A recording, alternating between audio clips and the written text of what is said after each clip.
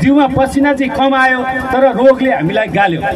त्यसकारण निजगढको यो साइकल अभियानलाई पुनर्जागृत गर्ने आज हाम्रो यहाँ बिचमा हुनुहुन्न, अस्वस्थ हुनुहुन्छ दाजु मधुसूदन थारूज्यूको म सबैभन्दा पहिला यही कार्यक्रम मार्फत व्यक्तिगत रूपमा त मैले फोनबाट त्यही बेला पनि दिएँ, यो कार्यक्रम मार्फत उहाँलाई शीघ्र स्वास्थ्य लाभको कामना व्यक्त गर्दछु। सबैको तर्फबाट उहाँलाई आशीर्वाद लागोस्, चाँडै निको हुनुहोस्।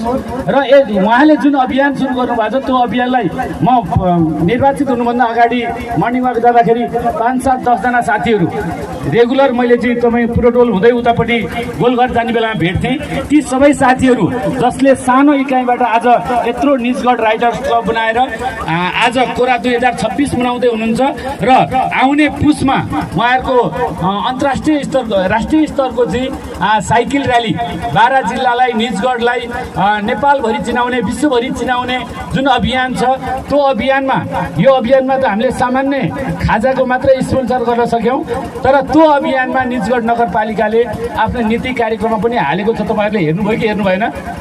तपाईँको साइकल अभियानलाई सपोर्ट गर्ने भनेर र बजेटमा पनि त्यो केही सम्बोधन गर्छौँ।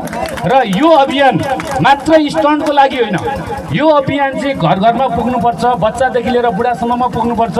अघि भर्खर हामीले यहाँ नवीन दाईलाई यहाँ सम्मान गऱ्यौँ, यो एउटा प्रेरणा पनि हो। 74 वर्षको मान्छे अहिले विगत मैले थाहा पाएरै 6-7 वर्ष भइसक्यो उहाँ साइकल चलाउन थालेको भनेपछि यसले हाम्रा युवाहरूलाई हाम्रा बच्चाहरूलाई कोही फुटबलसँग जोडिनु होला, कोही क्रिकेटसँग जोडिनु होला, तर सबै औपचारिक खेलसँग मात्र जोडिन्छन् भन्ने छैन। यो अनौपचारिक खेल पनि हो। यो